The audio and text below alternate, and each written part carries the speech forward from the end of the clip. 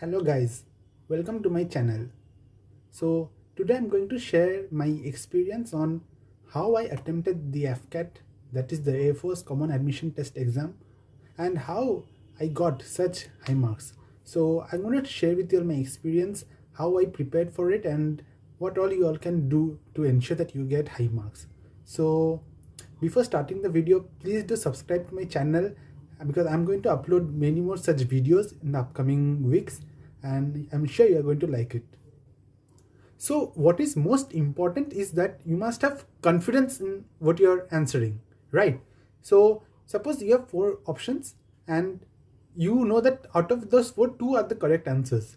So you don't go and guess. You only answer if you know that this is the right answer, because because of negative marking, it can affect your marks quite, and you don't want to lose because of negative marking. So the first and most important thing is that you have to minimize your negative marking, and for minimizing that you must have confidence in what you're answering and don't guess an answer, because guessing most of the time leads to wrong answers. Okay, it is very rare, I won't say it's very rare, but it is most of the time you do get correct answers by guessing, but it is not always advisable to guess answers, because you are unnecessarily creating pressure on yourself. So what is most important is that you must know what you're answering and you know that what you're doing is correct. Hence, before answering, think and mark.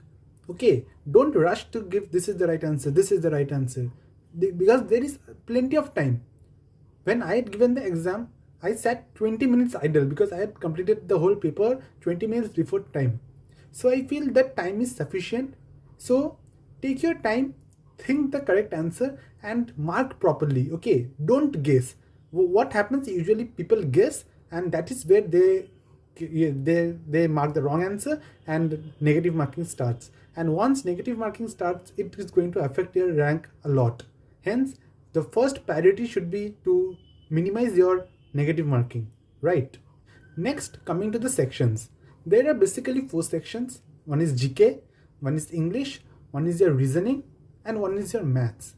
So for me, the maths and the reasoning sections were quite easy because I was always good at these two sections. So I was confident with myself that I'm going to do well in these two sections at least. So here is the main thing, that you have to be confident in what you're doing. Don't go there with low confidence, because that is going to affect your performance that day, right? But I was always confident that I'm going to do great in these two sections, and during the exams I did attempt all, and I'm sure I got full marks in these two sections, right?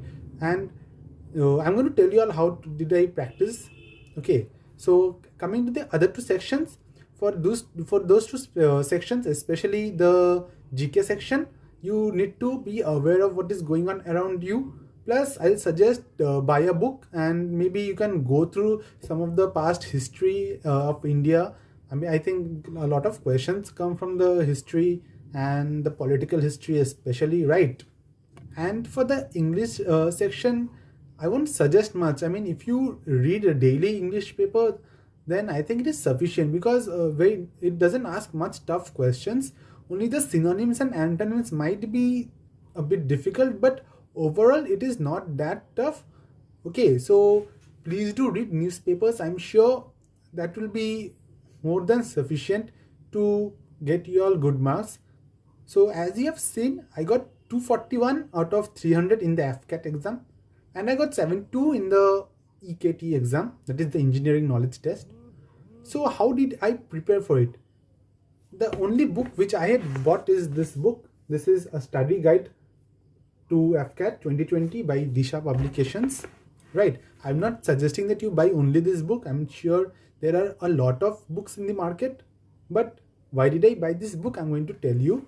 What I found is that in the English section, especially the synonym and antonym, I found these two sections quite tough. So what I did, I practiced all the previous year's questions of these two sections, right, from this book. And I've seen that most of the time at least 2-3 questions get repeated. Okay, so if you practice the previous year synonyms and antonyms, I'm sure you're going to get at least two common, right?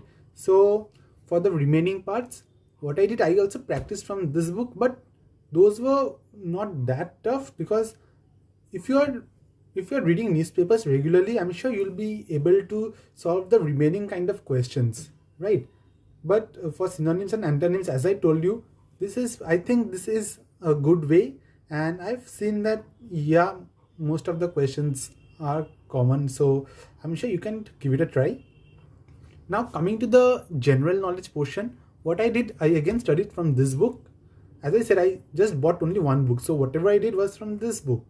Okay, so in the general knowledge section, I studied whatever was written in this book, especially the Indian history, that is the Mughal period, the before that the Cholas, the the Khilji dynasty, the various dynasties, and about the Indian political, like during the British Empire, about the Congress, about the constituent assemblies, right? And I focused on the various trophies. I mean, you will get it on the internet, right? Each trophy and what sport it is associated with, because I've seen that every year at least 1 or 2 questions come from, and I'm going to say that if you do this thing, I mean, it is very helpful, right? And also a lot of questions come from the sports, like the terms as this term is associated with which sport, right? So in this book everything was mentioned very properly, so I think it helped me quite a bit. So for general knowledge, there are a lot of channels on YouTube which regularly share, but they give a lot of information which some of them are really unnecessary, right? So in this book, it is very concise and just to the point. And using this, I think out of the 25 questions which come in the general knowledge part, I'm damn sure you're going to attempt at least 15, right? And 15 means 45 marks, that is good enough marks. So what other YouTube channels do is that they'll take live classes, 12 hours, 24 hours marathon classes, but it is not possible to remember everything, right? So I'll suggest you take any, I'm not suggesting this book, take any book which gives you information on general awareness, and I think that will be sufficient, right?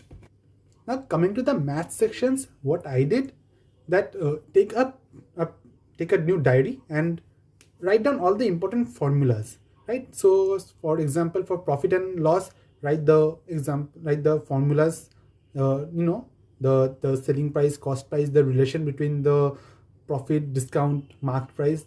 For example, in in the interest chapter, write down the formula of simple interest, compound interest. Don't try to mug up difficult formulas. Just remember the basic formula, that the simple interest is P into R into T by 100, or in compound interest, the total amount is P into 1 plus R by 100 to the power n, right? And the math based questions which are asked in AFCAT are very and directly formula based. There is nothing much to apply, right? So as I said, remember the basic formula, that will be sufficient. And yes, practice some questions. I practiced from this book. I practiced almost around 50 questions from each topic, like speed, distance, like interest, profit loss, like work, time, and there were many other topics. So if you feel that you're weak in maths, then you need to definitely practice a bit more. But as I said, the questions are very basic, and it is basically related to the general formula. Okay, it is nothing more than that. So try to remember the basic formula, and don't confuse it with other formulas during the main exam. Okay, and then for the reasoning section, you have to basically practice. There is nothing you can do, right? The more you practice, the more you understand what type of question is that. When you face the exam, when you give the exam, you will understand that yes, this is how you solve this is how you solve that, right? So in the reasoning section, there is nothing I can say, but only that is you the only thing you can do is practice and practice and practice. Okay, so now I'm going to share you what I did for my EKT exam. So my stream is electronics, and for the EKT, the electronics and electrical are combined, right? So it is not possible for the electronics person to know too much about electrical, and about the electrical to know too much about electronics. But what happens in the EKT exam, especially for electrical and electronics, is that they ask a lot of standard basic questions which are, I'll say, class 12 level, right? For example, basic motors, but basic very basic questions. So there's okay, what I'll suggest is that don't try to learn difficult things like MOSFET, BJT, how to solve small signal analysis. No, absolutely not. Focus on the basics, and they ask very easy questions. I think I have a PDF which has some questions. So I'm going to, you can comment if you need the PDF, just write on the comment that I need the PDF. Then I'm going to contact you and I'm going to share with you the PDF. Okay, so all the best, guys. Now I'm going to tell you what happened during that day. So when I first entered, we were made head towards a center, I mean to our rooms, to the computer which we were allocated. So when the exam began, what I did, I first solved the maths portions because as I said, I'm good at maths. So I tried to solve as much questions as possible. Okay, and if there is any questions on which I had doubt, like suppose there are two options and one of them is correct, but I don't know which one, then I'm going to skip that questions and I'm going to attempt it later, right? Because as I said, your aim should be minimize the negative mark. The more you minimize the negative mark, the more beneficial will it be for you. Okay, so first I attempted the math section, then I went to the reasoning section, because the reasoning section is, you'll be doing it quite fast because you can do it, I'm sure you can do it. So at least I could do that, right? And then next I did the GK portion. In GK you either know the answer or you don't. Okay, there is no second thought. So GK section won't take much time for you to complete. As I said, you need to be aware of what is going on around you, and the questions are not tough, but yes, you need to prepare a bit for that. And finally I did the English section. So English section I did face some difficulties in the synonyms and antonyms, but that was not much. So I had attempted around 90 questions, around 89 90 questions, and I got 241, right? So that means I have done negative mark. I have got negative marking almost around 6 7 questions. So try to avoid negative marking, and that is going to benefit you a lot.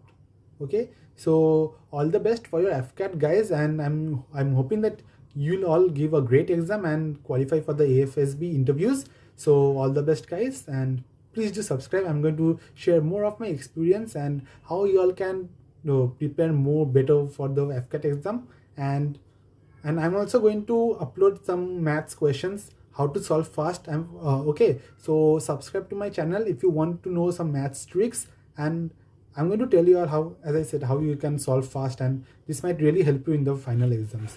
Okay, so thank you, guys.